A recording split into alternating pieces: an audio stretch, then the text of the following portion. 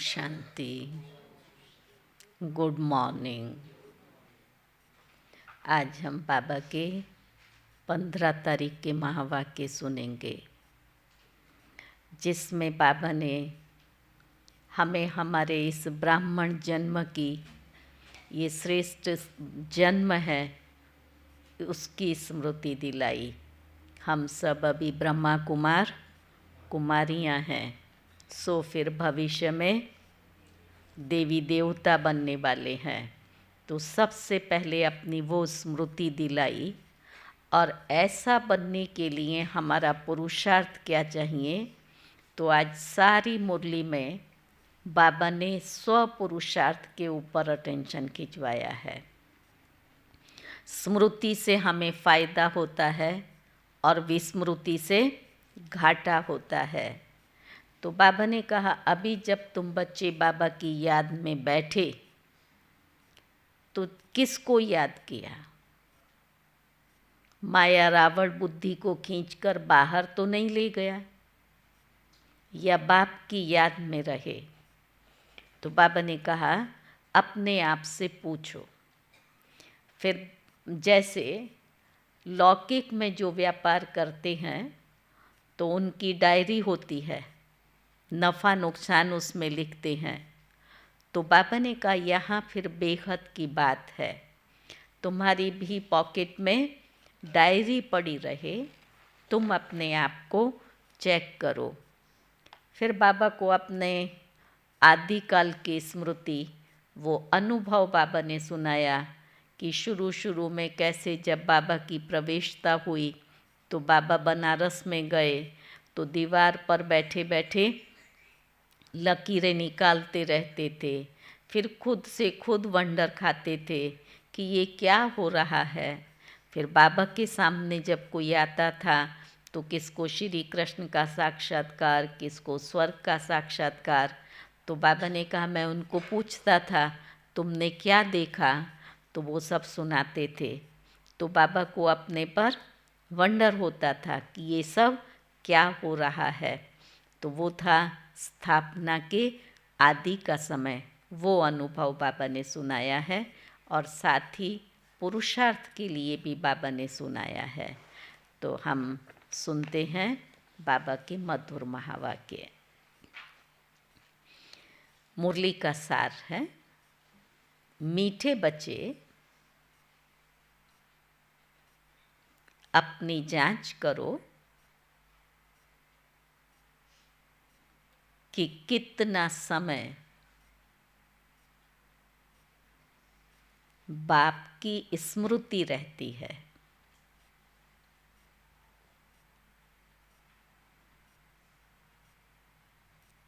क्योंकि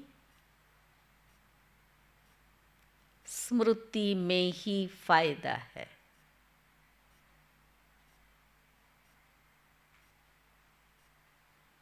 विस्मृति में घाटा है।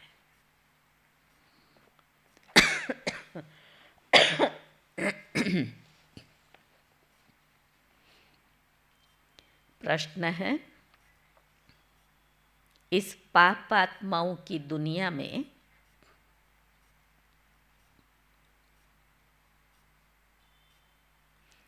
कौन सी बात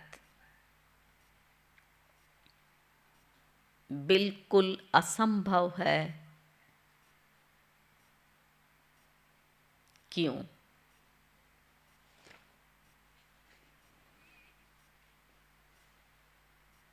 तो बाबा ने कहा,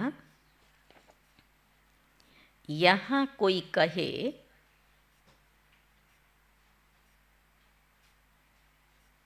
हम पुण्य आत्मा हैं,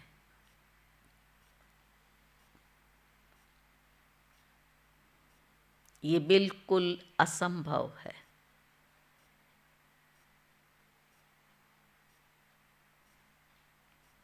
क्योंकि दुनिया ही कलयुगी तमो प्रधान है।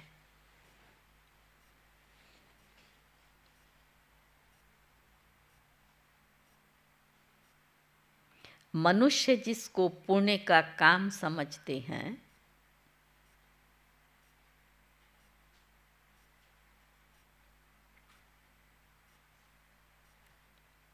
वो भी पाप हो जाता है।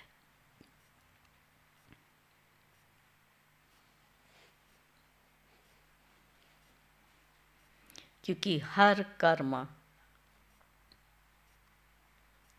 विकारों के वश होकर करते हैं।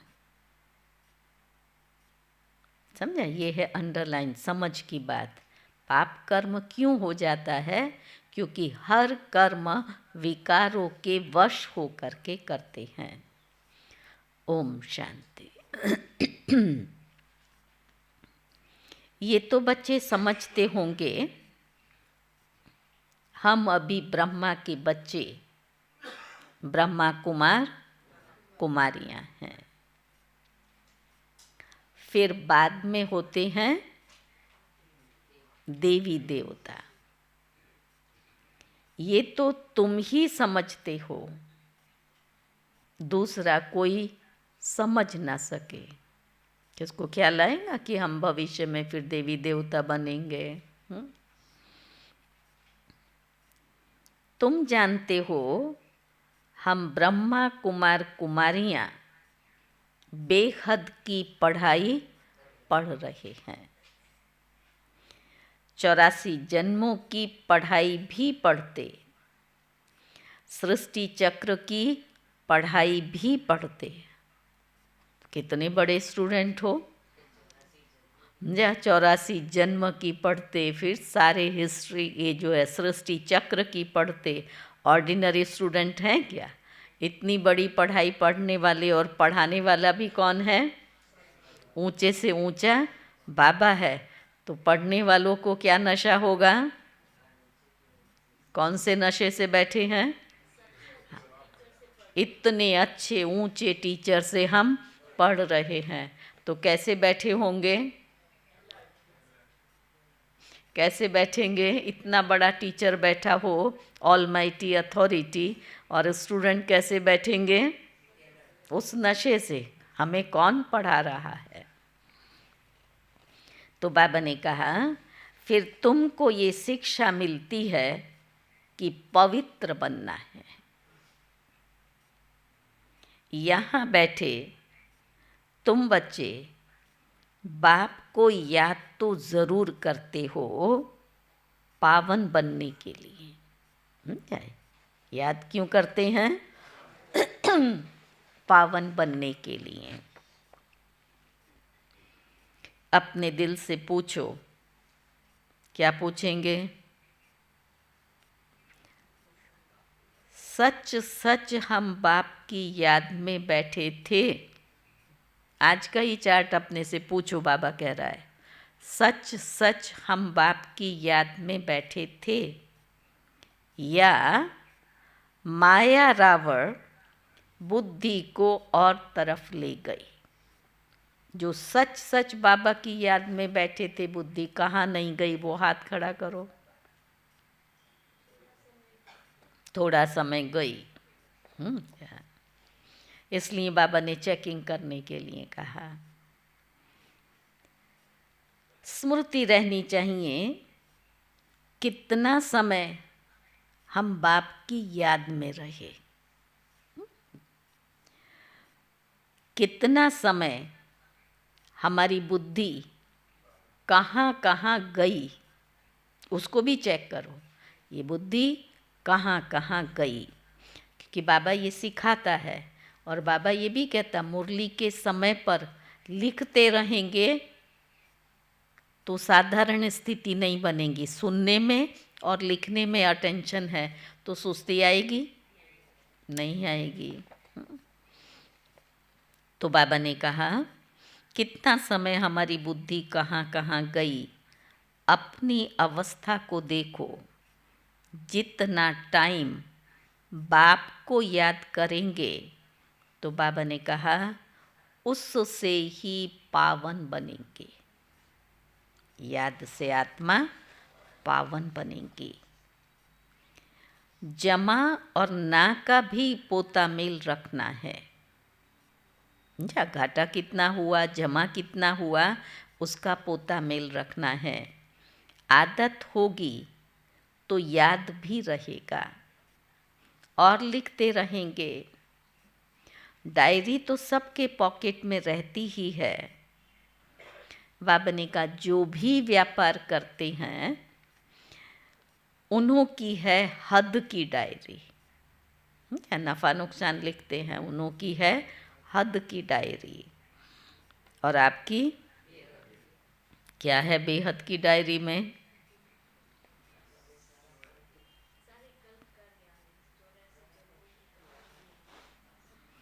तुम्हारी है बेहद की डायरी, तो तुमको अपना चार्ट नोट करना है। वो व्यापार का नफ़ा नुकसान लिखते हैं, तुम्हारी तो ये बेहद का की प्राप्ति है ना, तो उसका नफ़ा नुकसान निकालो। कितना समय स्मृति में रहे, कितना विस्मृति में रहे, ये बेहद की डायरी। तो बाबा ने कहा बाप का फरमान है धंधा आदि सब कुछ करो, परंतु कुछ समय निकाल मेरे को भी याद करो। वो भी करो, मेरे को भी याद करो। अपने पोता मिल को देख, फिर फ़ायदा बढ़ाते जाओ। आज जो हमारा चार्ट है, कल उससे अच्छा, फिर उससे अच्छा, तो फ़ायदा बढ़ाते जाओ। घाटा ना डालो। तुम्हारी युद्ध तो है ना, सेकंड में फ़ायदा और सेकंड में घाटा। झट मालूम पड़ता है हमने फ़ायदा किया या घाटा, पता पड़ता है झट। किस किस को पता पड़ता है? सबको पता पड़ता है। तो फिर क्या करते हैं? घाटे से फ़ायदे में आने के लिए पुरुषार्थ करना पड़े ना। तुम व्यापारी हो ना, कोई विरला ये व्यापार करे। स्मृति से है फ़ायदा और विस्मृति से है घाटा। ये अपनी जांच करनी है। जिनको ऊंच पद पाना है उनको बाबा ने कहा उनको ओना रहता है। पुरुषार्थ का ओना, चिंता रहती है। तो बाबा ने कहा उनको ओना रहता है। देखें हम कितना समय विस्मृति में रहे। ये तो तुम बच्चे जानते हो, हम सब आत्माओं का बाप पतित पावन है। हम असुल आत्माएं हैं, अपने घर से यहाँ आए हैं पाठ बजाने। शरीर विनाशी है, आत्मा अविनाशी है। संस्कार भी आत्मा में ही रहते हैं। बाबा पूछते हैं, हे आत्मा याद करो इस जन्म के छोटेपन में कोई उल्टा काम तो नहीं किया। आत्मा की प्रगति हो उसके लिए बाबा यही विधि बताते हैं कि छोटेपन में भी, भले ज्ञान से पहले अज्ञान की लाइफ थी, उसमें भी कोई गलत काम तो नहीं किया। याद करो। फिर बाबा कहता है 3-4 वर्ष से लेकर याद तो रहती है। हमने छोटेपन में कैसे बिताया, क्या क्या किया है, कोई भी बात दिल अंदर खाती तो नहीं है। वहाँ पुरुषार्थ रुक जाता है। समझे? अगर कहाँ भी कोई भूल बार बार बुद्धि पर उसका प्रभाव रहता है, खाती है, मन खाता है, इसलिए बाबा कहते हैं याद करो सतयुग में पाप कर्म होते ही नहीं, तो पूछने की भी बात नहीं। यहाँ तो पाप ही होते। मनुष्य जिसको पुण्य का काम समझते हैं वो भी पाप ही हो जाता है। ये है ही पापात्माओं की दुनिया, तुम्हारी लेन देन भी पापात्माओं से है। तो पापात्माओं की दुनिया में एक भी पुण्य आत्मा हो नहीं सकता। वो लोग दान को पुण्य समझते हैं, लेकिन दान दिया भी तो विकारी आत्मा को ना, वो पुण्य कैसे होगा? तो बाबा ने कहा, जिन गुरुओं के चरणों में गिरते हैं वो भी कोई पुण्य आत्मा नहीं है। ये तो है ही कलयुग, सो भी तमो प्रधान। एज कौन सी है? तमो प्रधान। तो इसमें कोई पुण्य आत्मा होना ही असंभव है। कारण सहित बोल रहा है बाबा। एक तो कलयुग है और समय है तमो प्रधानता का। अच्छा, रात के समय पर कोई कितना भी प्रकाश कर ले, दिन तो नहीं कहेंगे ना। कितने बड़े बड़े फोकस लगा दे, कौन सा समय है? रात का। ऐसे इस समय पर कोई भी पुण्य आत्मा नहीं है। पुण्य आत्मा बनने के लिए बाप को बुलाते हैं, आकर के हमको पावन बनाओ। ऐसे नहीं कि कोई बहुत दान पुण्य आदि करते हैं, धर्मशाला आदि बनाते हैं, तो वो कोई पुण्य आत्मा है। समझा? उसे भी बाबा स्पष्ट कर रहा है। उन्होंने ये अच्छा कार्य किया तो उस कार्य को करने से वो पुण्य आत्मा बन गए नहीं। शादियों आदि के लिए हॉल आदि बनाते हैं, ये कोई पुण्य थोड़े ही है। ये सब बड़ी समझने की बातें हैं। सुना, बच्चे ही समझ सकते हैं क्योंकि ज्ञान है उनके पास में बाबा का सत्य। इसने बाबा ने कहा ये बड़ी समझने की बातें। कई बड़ा समझते हैं ना, नेम प्लेट लग गई, हॉल बना दिया, कितनों की शादियां हो रही हैं, तो ये एक अच्छा काम किया। लेकिन बाबा कहता है ये कोई पुण्य का काम नहीं है। अच्छा काम भले कहो उसको, पुण्य का काम नहीं है, और उससे वो आत्मा पुण्य आत्मा नहीं बनेगी।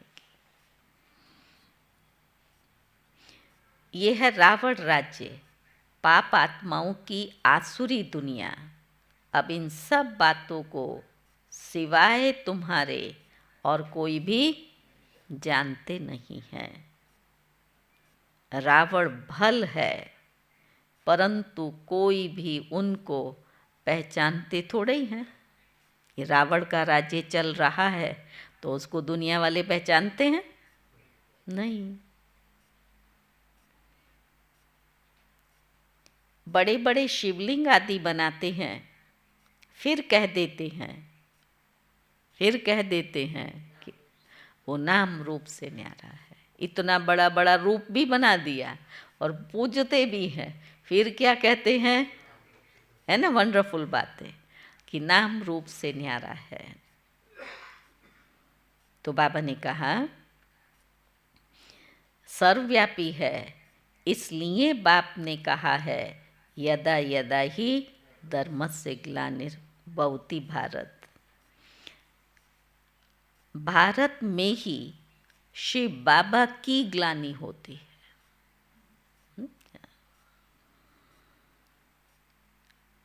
जो बाप तुमको विश्व का मालिक बनाते हैं, तुम मनुष्य मत पर चल उनकी कितनी ग्लानि करते हो। तो बोझ तो चढ़ेगा ना। जिसने इतना ऊंचा बनाया, उस बनाने वाले बाप की हम फिर ग्लानि करते हैं। तो मनुष्य मत और ईश्वरीय मत का किताब भी है, ये तो तुम ही जानते हो और समझाते हो कि श्री मत पर हम देवता बनते हैं, रावण मत पर फिर आसुरी मनुष्य बनते हैं। दोनों मत, श्री मत पर क्या बने और आसुरी रावण की मत पर असुर मनुष्य बनते हैं। आसुरी मनुष्य, मनुष्य मत को आसुरी मत कहा जाएगा। आसुरी कर्तव्य ही करते रहते हैं। तो मूल बात ईश्वर को सर्वव्यापी कह देते, कच्छ मच्छ अवतार, तो कितनी आसुरी छी बन गए हैं। ये गलत बातें करते करते, उल्टी बातें करते मनुष्य कैसे आसुरी छी बन गए हैं। बाबा ने कहा तुम्हारी आत्मा कच्छ मच्छ अवतार नहीं लेती है, मनुष्य तन में ही आती है। अभी तुम समझते हो हम कोई कच्छ मच्छ थोड़े ही बनते हैं, है कोई कच्छ मच्छ बनने वाला? हम थोड़े ही कोई कच्छ मच्छ बनते हैं। 84 लाख योनि थोड़े ही लेते हैं। अभी तुमको बाप की श्रीमत मिलती है। बाबा हमें क्या श्रीमत देता है, क्या बताता है? वो कच्छ मच्छ अवतार 84 लाख की बात करते हैं, तो बाप कहते तुमको श्रीमत मिलती है, बच्चे तुम तो 84 जन्म लेते हो, 84 लाख कच्छ मच्छ नहीं, तुम तो 84 जन्म लेते हो। 84 और 84 लाख का क्या परसेंटेज कहेंगे? कहाँ सिर्फ 84 और कहाँ फिर 84 लाख? तो बाबा ने कहा क्या परसेंटेज कहेंगे? झूठ तो पूरा झूठ, सच की रत्ती भी नहीं। इनका भी अर्थ समझना चाहिए। भारत का हाल देखो क्या हो गया है। क्या हो गया भारत का हाल? सचखंड था जिसको हेवन कहा जाता था, आधा कल्प राम राज्य, फिर अभी है रावण राज्य। रावण राज्य को आसुरी संप्रदाय कहेंगे। फिर बाबा ही कहता है ये कितना कड़ा अक्षर है, आसुरी संप्रदाय, ये कितना कड़ा अक्षर है। तो बाबा ने कहा आधा कल्प देवताओं का राज्य चलता है। बाप ने समझाया है Lakshmi Narayan the first, the second, the third, ये कहा जाता है। यहाँ जैसे Edward the first, second, third कहा जाता है। पहली पीढ़ी फिर दूसरी पीढ़ी ऐसे चलती है। तुम्हारा भी पहले सूर्यवंशी फिर चंद्रवंशी।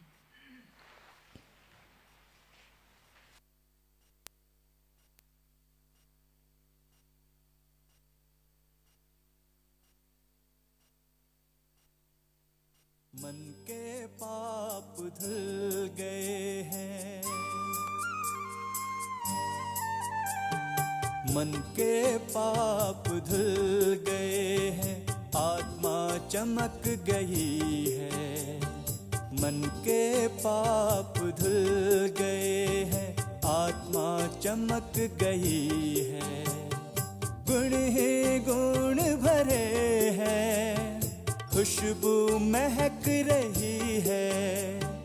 गुण ही गुण भरे हैं, खुशबू महक रही है। मन के पाप धुल गए हैं।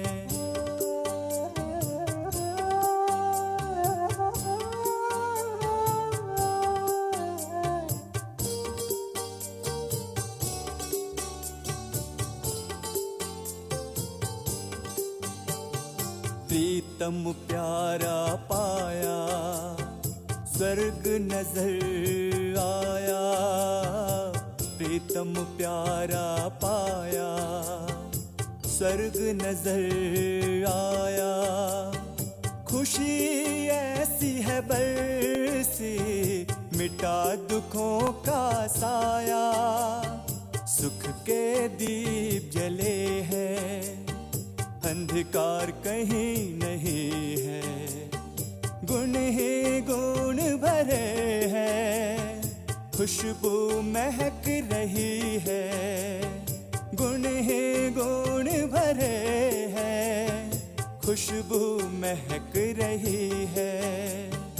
मन के पाप धुल गए हैं।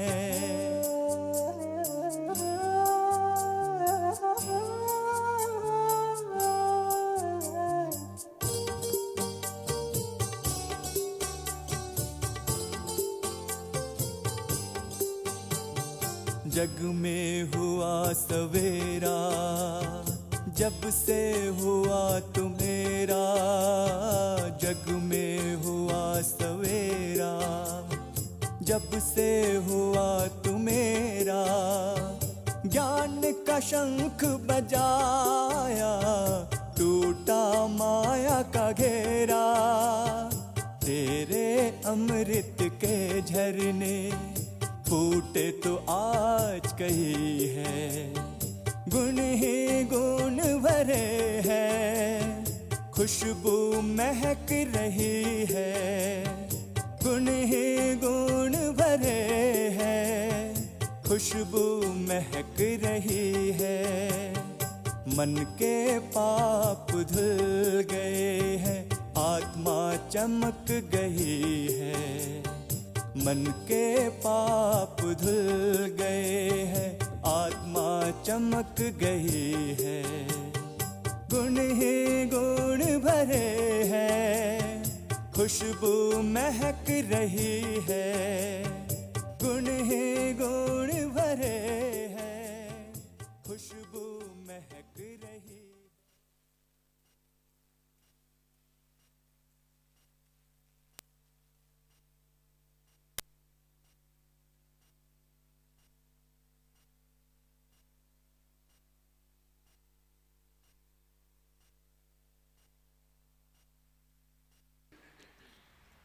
ओम शांति।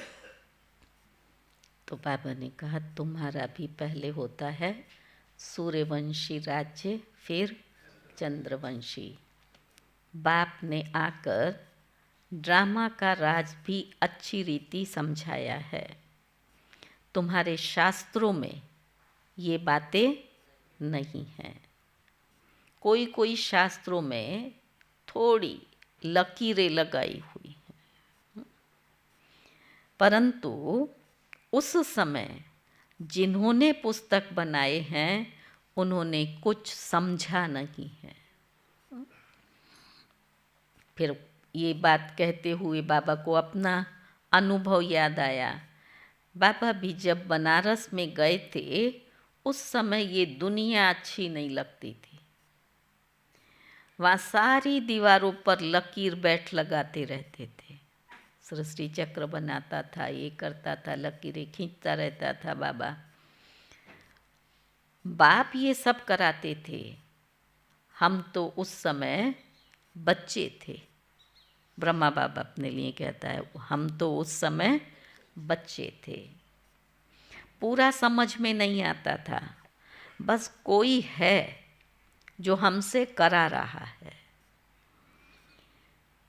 विनाश देखा तो अंदर में खुशी भी थी। रात को सोते थे तो भी जैसे उड़ते रहते थे। समझा? ये बाबा का अनुभव शुरू का। ऐसे बाबा को फील हो रहा जैसे बाबा उड़ रहा है। नींद बाबा की उड़ गई थी। ऐसे ऐसे लकीरें खींचते रहते थे। कोई ताकत है जिसने प्रवेश किया है, ये बाबा फील करता था। हम वंडर खाते थे। पहले तो हम इतना धंधा आदि करते थे। अब ये क्या हुआ? खुद खुद से बाबा को अपने ऊपर में वंडर लग रहा है। कोई देखते थे तो झट ध्यान में चले जाते थे। कहता था ये क्या होता है, जिसको देखता हूँ उसकी आंखें बंद हो जाती हैं। ध्यान में चला जाता था। आंखें बंद होने का मतलब झुटका नहीं खाता था, ध्यान में चला जाता था। पूछते थे क्या देखा, तो कहते थे वैकुंठ देखा, श्री कृष्ण को देखा, ये भी सब समझने की बातें हैं। इसलिए सब कुछ छोड़कर बनारस चले गए समझने के लिए।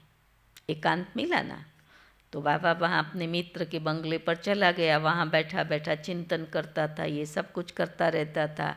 साक्षात्कार हुए बाबा को, विष्णु चतुर्भुज का साक्षात्कार किया।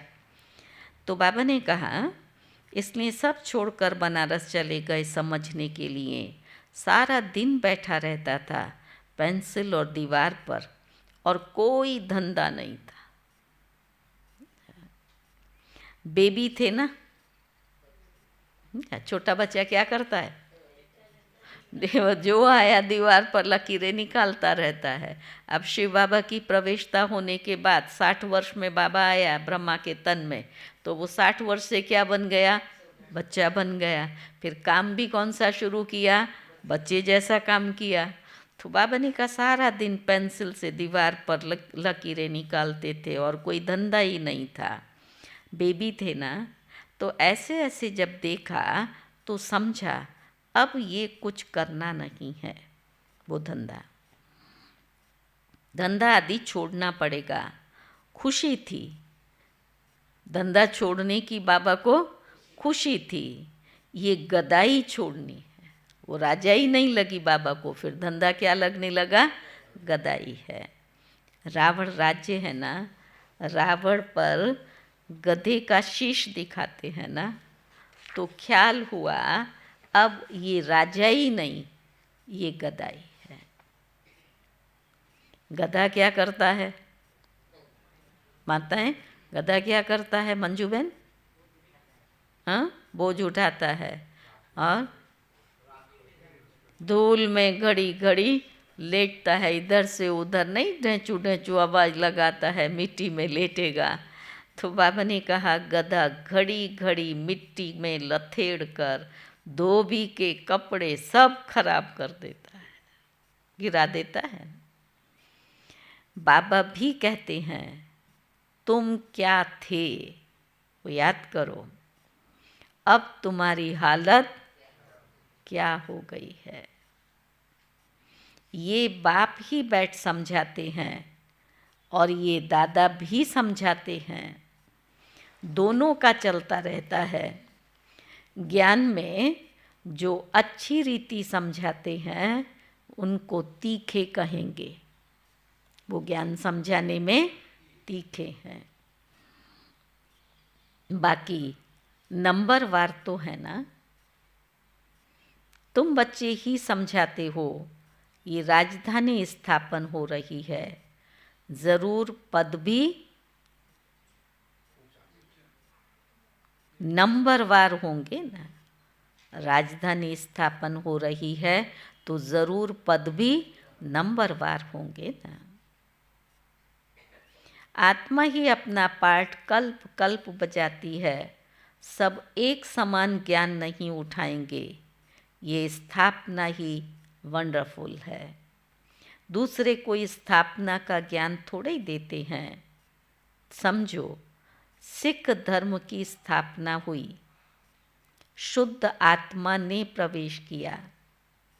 कुछ समय के बाद सिख धर्म की स्थापना हुई, तो बाबा ने कहा फिर उनका हेड कौन ठहरा, उनका हेड कौन, किसके द्वारा स्थापना हुई, सिख धर्म की स्थापना गुरु नानक के द्वारा। तो वो उनका हेड ठहरा ना। बाबा ने कहा उसमें से आत्मा ने प्रवेश किया, तो फिर हेड कौन ठहरा, गुरु नानक कहेंगे। उसने आकर जप साहेब बनाया, सुखमणि बनाई ना पुस्तक। पहले तो नई आत्माएं ही होंगी, क्योंकि पवित्र आत्मा होती है। पवित्र को महान आत्मा कहा जाता है। सुप्रीम वो तो एक बाप को ही कहा जाता है। वो भी धर्म की स्थापना करते हैं तो महान कहेंगे, और धर्म स्थापकों ने ऊपर से पवित्र आत्मा आई तो उनको महात्मा कहेंगे। बाबा ने धर्म की स्थापना का कार्य किया तो बाबा ने कहा उनको भी महान कहेंगे। परंतु नंबरवार पीछे पीछे आते हैं। 500 वर्ष पहले एक आत्मा आई तो आकर के उसने क्या किया? सिख धर्म की स्थापना की। उस समय ग्रंथ कहाँ से आएगा? ज़रूर सुखमनी, जप साहेब आदि ये सब बाद में बैठ बनाए होंगे। तो जो गुरु नानक के मुख से वाणी निकलती थी उसको बाद में ग्रंथ का रूप दिया। तो बाबा ने कहा ये पुस्तक आदि तो बाद में बनते हैं, जब बहुत हों तो पढ़ने वाले भी चाहिए ना। सबके शास्त्र पीछे बने होंगे।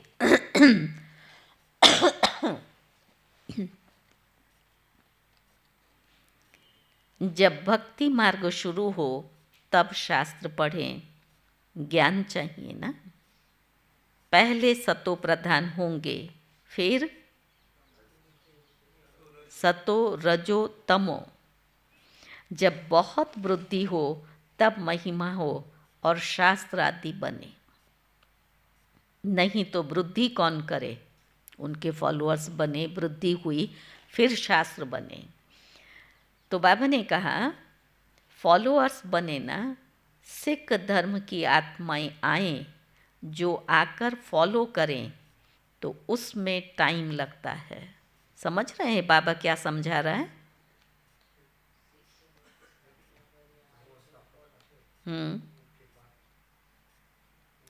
उनके फॉलोअर्स आते हैं, उसके बाद उनका धर्मशास्त्र बनता है। ये एक सिख धर्म का मिसाल दे रहा है, लेकिन सभी धर्मों में पहले वो पवित्र आत्मा आती है, आकर के धर्म की स्थापना करती है, उनके फॉलोअर्स बनते हैं, फिर कुछ चाहिए ना, फिर वो शास्त्र का ग्रंथ का रूप देते हैं। नई आत्मा जो आती है उनको दुख तो हो नहीं सकता, लॉ नहीं कहता। आत्मा सतो प्रधान से सतो रजो तमो में आती है, तब दुख हो। जब तमो में आए तब फिर दुख हो। लॉ भी है ना, यहाँ है मिक्सअप। रावण संप्रदाय भी है तो राम संप्रदाय भी है।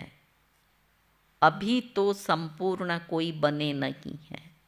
यहाँ दोनों संस्कार वाली आत्माएं है ना, इसलिए बाबा ने कहा अभी कोई संपूर्ण बने नहीं है।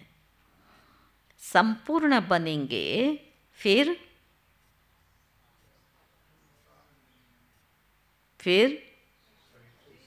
ये शरीर छोड़ देंगे। राइट। तो बाबा ने कहा कर्मातीत अवस्था वाले को कोई दुख हो न सके।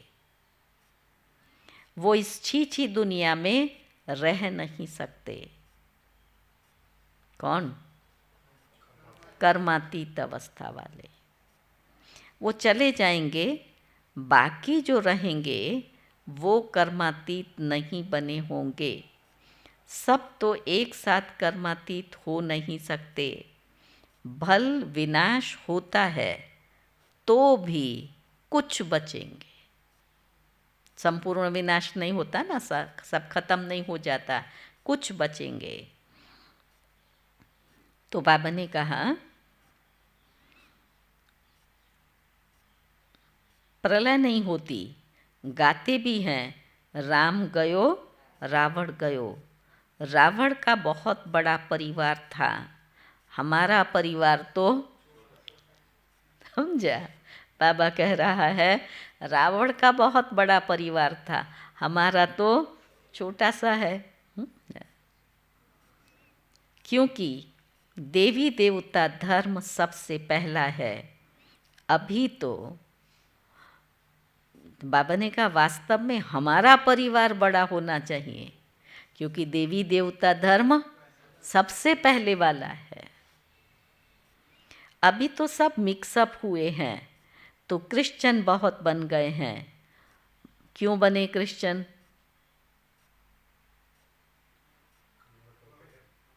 बाबा ने कहा जहाँ सुख देखते हैं, पोजीशन देखते हैं, तो उस धर्म के बन जाते हैं। पैसा देते हैं, ये देते हैं, तो फिर धर्म कन्वर्ट कर लेते हैं। जब जब पोप आता है तब बहुत क्रिश्चियन बनते हैं, फिर उनकी वृद्धि भी बहुत होती है। सतयुग में तो है ही एक बच्चा एक बच्ची, और कोई धर्म की ऐसे वृद्धि नहीं होती। अभी देखो सबसे क्रिश्चियन तीखे हैं, जो बहुत बच्चा पैदा करते हैं उनको फिर इनाम मिलता है। क्योंकि उन्हों को मनुष्यों की वृद्धि चाहिए। तो बाबा ने कहा उनको मनुष्यों की वृद्धि चाहिए। जो मिलिट्री लश्कर काम में आएगा, वृद्धि भी मनुष्यों की क्यों चाहिए? मिलिट्री में लश्कर काम में आएगा। हैं तो सब क्रिश्चियन, रशिया, अमेरिका सब क्रिश्चियन हैं। एक कहानी है। कहानी कौन सी? 2 बंदर आपस में लड़े और माखन किसने खाया? हम खाते हैं। तो बाबा ने कहा 2 बिल्ले आपस में लड़े, माखन खा गया बिल्ला। लड़े बंदर, माखन खाया बिल्ला। ये भी ड्रामा बना हुआ है। आगे तो हिंदू मुसलमान इकट्ठे रहते थे, जब अलग हुए तब पाकिस्तान की नई राजाई खड़ी हुई। ये भी ड्रामा बना हुआ है। 2 लड़ेंगे तो बारूद लेंगे ना, धंधा होगा, बिजनेस होगा ना। जब युद्ध होगी तो एक दो से नहीं लेते हैं। तो बाबा ने कहा ऊंचते ऊंच उन्हों का ये धंधा है, परंतु ड्रामा में विजय की भावी तुम्हारी है। समझा? क्या सुना माताओं ने? अभी ठंडी थोड़ी ही आई है। समझा? बाबा ने क्या कहा? निश्चित ड्रामा में विजय की भावी तुम्हारी है। 100% सर्टेन है। समझा? गारंटी से बाबा कह रहा है 100% सर्टेन है। कोई तुम्हें जीत नहीं सकते। कोई की ताकत नहीं है जो हमें जीत सके। बाकी सब खत्म हो जाएंगे। तुम जानते हो नई दुनिया में हमारा राज्य होगा, जिसके लिए ही तुम ये पढ़ाई पढ़ रहे हो। सुना मनीषा क्या कह रहा है बाबा? क्या कह रहा है? क्या पढ़ा रहा है? क्या नशे से बाबा कह रहा है? तुम्हें कोई जीत नहीं सकता। हो तुम किस क्वालिटी की आत्माएं? तो माया जीत लेगी हमें? कोई नहीं जीत सकता। तो बाबा ने कहा जिसके लिए तुम पढ़ाई पढ़ते हो, लायक बनते हो, तुम लायक थे और अभी ना लायक हो।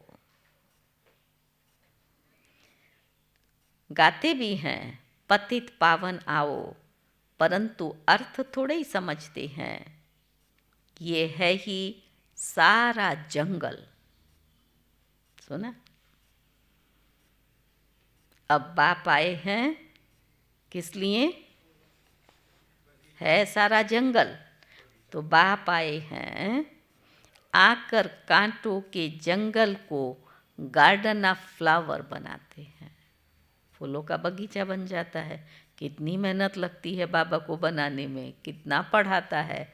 और पढ़ते पढ़ते पढ़ते कोई फिर बागंती हो गए, फिर कोई गिरंती हो गए। कितनी क्वालिटी। लेकिन बाबा अचल अडोल और निश्चिंत है। ड्रामा में सतयुग की स्थापना होनी निश्चित है। ये भावी निश्चित। तो बाबा ने कहा, तो कांटों के जंगल को गार्डन ऑफ फ्लावर बनाते हैं, वो है डीटी वर्ल्ड और ये है डेविल वर्ल्ड। सारी मनुष्य सृष्टि का राज समझाया है। अभी तुम समझते हो, हम अपने धर्म को भूल क्या बन गए? हम अपने धर्म को भूल धर्म भ्रष्ट और कर्म भ्रष्ट हो गए। तो बाबा ने कहा, तो सब कर्म विकर्म ही होते हैं। कर्म विकर्म अकर्म की गति बाबा तुमको समझा कर गए थे। तुम समझते हो बरोबर। कल हम ऐसे थे, आज हम ये बन रहे हैं। कल थे, आज बन रहे हैं, कल फिर ऐसा होंगे। नज़दीक है ना? बाबा कहते हैं, कल तुमको देवता बनाया था। सुना कितना प्यार से बाबा कहता है, कल तुमको देवता बनाया था। फिर सब कहाँ किया? दो हिसाब कहाँ किया? तुमको स्मृति आई है। क्या स्मृति आई? सब कहाँ किया राठौड़ भाई? तो तुमको स्मृति आई है, भक्ति मार्ग में हमने कितना धन गवाया। सुना, हमारे पास था, उसे हमने भक्ति मार्ग में गवाया। फिर बाबा कहता है, कल की तो बात है ना। बाप तो आकर हथेली पर बहिष्ठ देते हैं, ये ज्ञान तुम्हारी बुद्धि में रहना चाहिए। बाबा ने ये भी समझाया है। अब कहाँ बाबा पढ़ा रहा था, फिर याद आया। बाबा ने ये भी समझाया है, ये आंखें कितना धोखा देती हैं।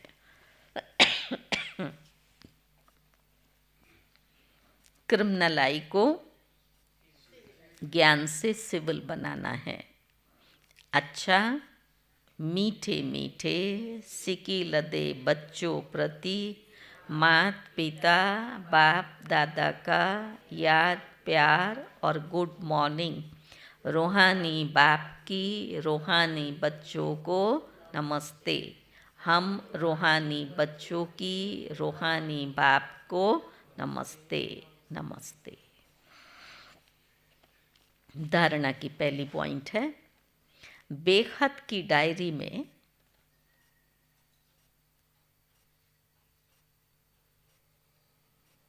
चार्ट नोट करना है।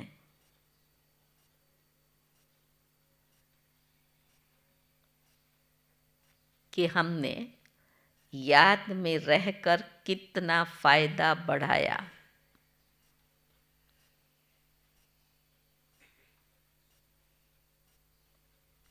घाटा तो नहीं पड़ा।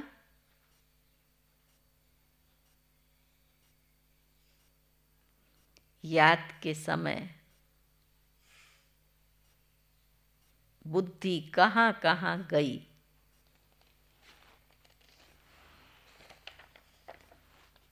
दूसरी पॉइंट है, इस जन्म में छोटेपन से हमसे कौन कौन से उल्टे कर्म अथवा पाप कर्म हुए हैं,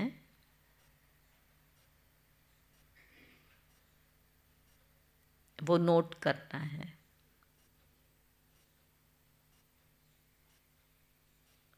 अब कोई भी पाप का काम नहीं करना है।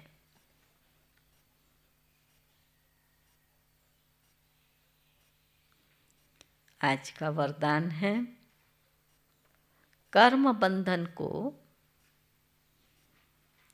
सेवा के बंधन में परिवर्तन कर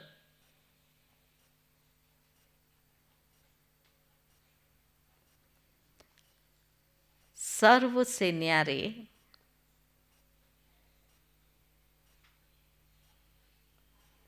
और परमात्मा प्यारे भव।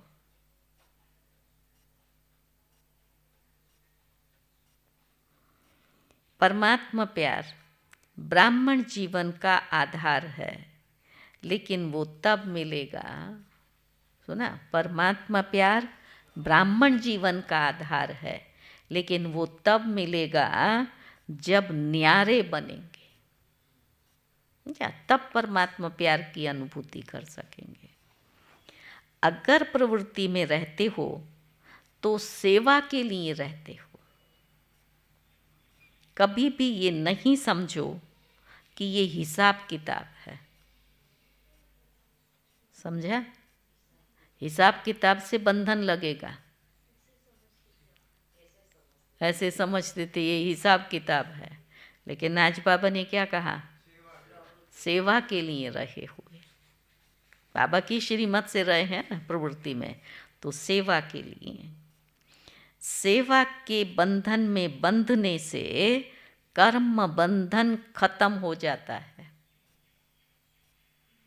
समझा? विधि उनके बीच में रहना है, लेकिन इनकी सेवा के लिए हम यहाँ रहे हुए हैं, ये सेवा अर्थ कर रहे हैं।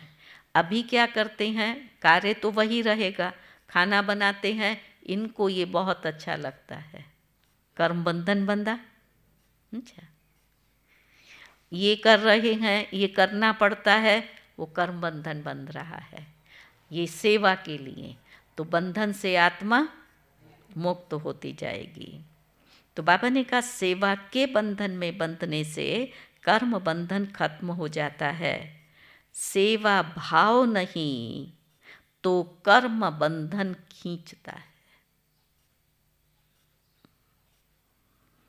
जहाँ कर्म बंधन है वहाँ क्या होगा? जहाँ कर्म बंधन है, कर्म बंधन में न्यारे कहाँ से होंगे? बंधे पड़े हैं तो न्यारे कहाँ हो? जहाँ कर्म बंधन है वहाँ दुख की लहर है, दुख।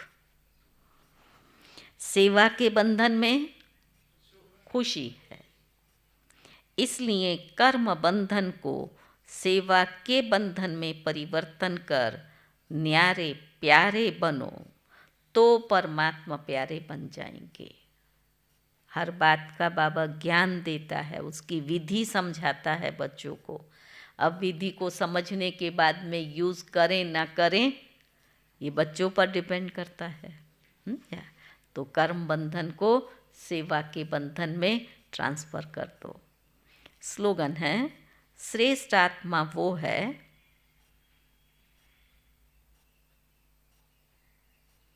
जो स्वस्थिति द्वारा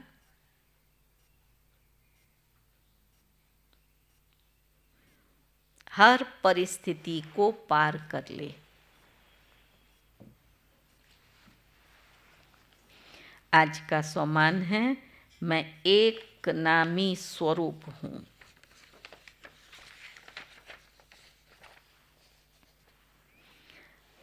जैसे आजकल के ज़माने में पैर के नीचे पहिए लगाकर दौड़ते हैं, स्केटिंग करते हैं ना, तो बाबा ने कहा पहिए लगाकर दौड़ते हैं, वो कितने हल्के होते हैं, उनकी रफ्तार तेज हो जाती है। तो जब बाप चला रहा है, कहाँ का बाबा मिसाल इस दुनिया का इसलिए देता है बच्चों को इजी हो जाए। समझा? छोटे छोटे बच्चे नहीं स्केटिंग करते हैं, कितना फास्ट चलते हैं, तो पहिए पर चल रहे हैं इसलिए फास्ट चल रहे हैं। तो बाबा क्या सुना रहा है? बाबा ने कहा श्रीमत के पहिए लगने से स्वतः पुरुषार्थ की रफ्तार तेज हो जाएगी और सफलता मिलती रहेगी। सेवा में कोई भी कदम उठाते हो तो 3 बातें सदा स्मृति में रखो। एक नामी, एक नामी का मतलब एक की याद, एक का ही नाम वाला हो, एक नामी। दूसरा